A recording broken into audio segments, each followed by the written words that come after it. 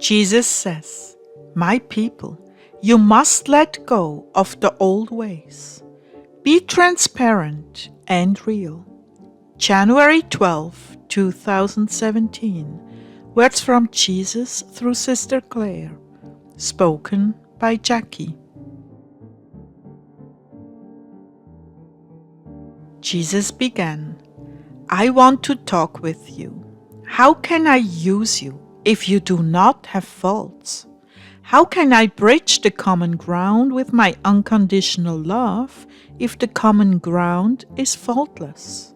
Yes, it is a truth that when you judge, you'd better judge yourself, because it's coming. Even if it is your job to help expose sin, still you must be exposed as well. As they say, when you point your finger, 3 are turned back pointing to you, and 1 to your brother. That is why the monks preferred to remain silent. They saw themselves so clearly. Yet you cannot remain silent. You are a watchman and a shepherd. You must call out and expose those things that hinder humankind from walking in heaven on earth. Therefore you must be especially vigilant and strict with those faults I point out to you. I know you are shaking inside, Claire. I know how you feel. Sometimes these lessons in humility have to go deep and deeper yet. No one will know the extent of their sins until heaven, that fateful moment when it's all exposed. Yet the confessed sins will not be found there. It is the unconfessed, unrepented sins that will emerge to convict you. Isn't it better to be convicted now, dearest, than then?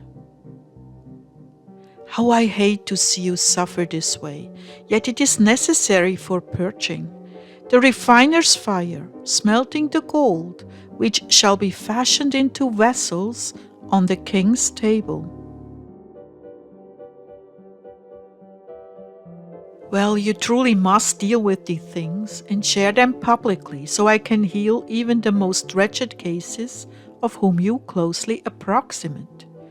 You know well that what I say is true, because had these graces given to you been given to the worst sinner, they would by now be a saint. Yet you are still struggling. Why is this? Is it not because you have not totally abandoned yourself? Is it not that your flesh stubbornly clings to old ways? No matter, you have plenty of company. And that's why I'm using you. Yet the more you love others, the more mercy will cleanse you and protect you. Do not let your guard down on love, ever. When this happens, a huge door swings open, and in come the devils that torment you with those things you hate about yourself and are fighting against. It is because you have loved, forgiven, and cried out that I rush to embrace you, all covered in mud, which is cleansed when I hold you in my arms. Claire, do not let this sadness over your sins overtake you. Your ministry is so important to me, because others need to see how fragile and corrupt you can be, how prone to distraction and self-indulgence. All these faults are common to mankind, yet my Christian people put up a shiny penny front, hiding it all beneath that acceptable facade. That's not what I want, my people.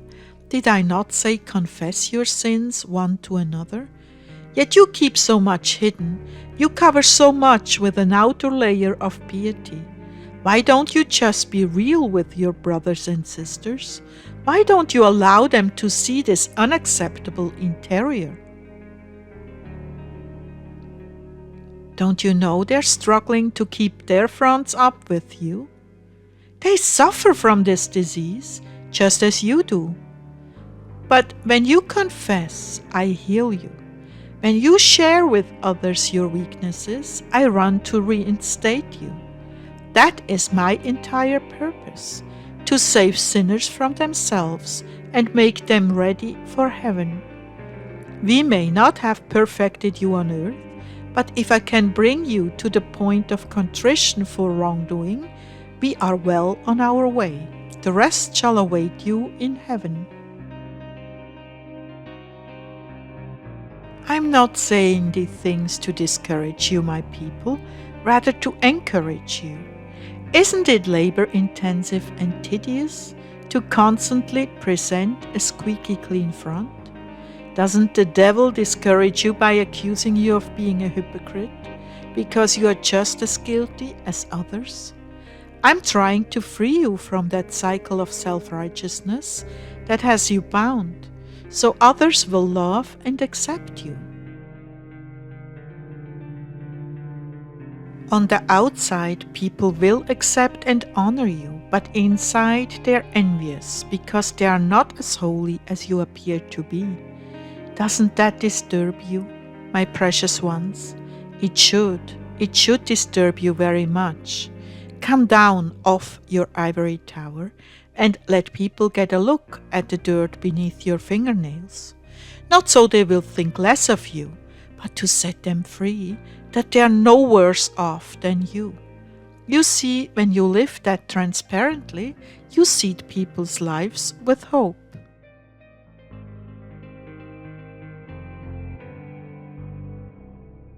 The accuser of the brethren never sleeps. 24/7, he is at work sending his demons to demean, demote, and demolish men's hopes.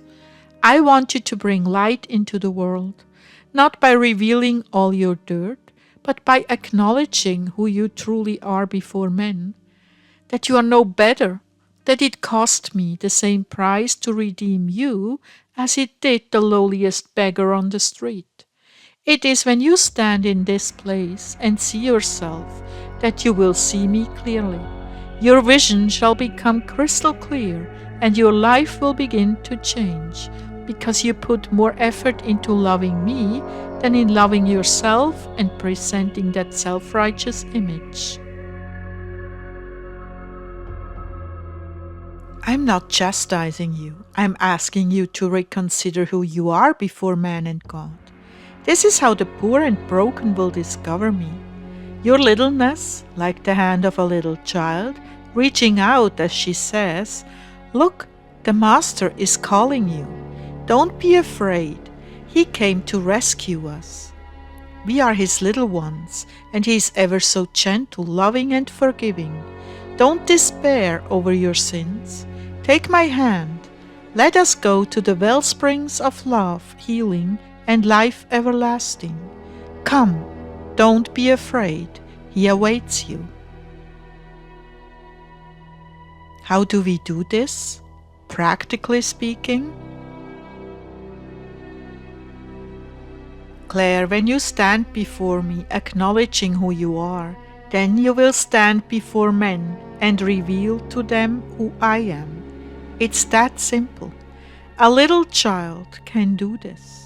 It is the adults who have spent their lives proving their worth to others that hinder me. This is not accomplished by words alone. You can't just say, "God did it all," or "He is the one who did it, not me." This is an interior demeanor crafted by selected encounters with yourself, which I provide at the most critical times. These encounters, though very humiliating, transform a soul in such a way that this goodness of mine radiates from them. They're gone from inside themselves, and I'm shining out from them. They've given up proving themselves, defending themselves, and let go of all the facades. Now they stand before me and men in clean robes, washed in my blood. Words are not necessary or convincing, even when they attribute all to me, unless it is accompanied by that very real and raw conviction. Men and women are sensitive beyond what you comprehend. They have a sense about the soul, and my spirit bears witness. This one has met the Master. This one has been on the potter's wheel. This one has been ground to fine dust and risen again in the waters of new life. This one knows him. So why have I taken this topic up? Because you, my people, must let go of the old ways, the old masks and cover-ups you've used on men all these years. You are standing before me now. You are my ambassadors of love to mankind, and you must reflect by your authenticity and humility that you have been in my presence, that you know the way to my chambers, and what awaits all who come there is unconditional love, healing, and cleansing. Be not afraid, my people. Be not afraid to lead others to me by being who you truly are before me. Do this, and they will come running. They will see something different about you, something real, something not of this world. You have mined the gold and been in the refiner's fire, and you know him. When you are faithful to do this, they will rush to know me.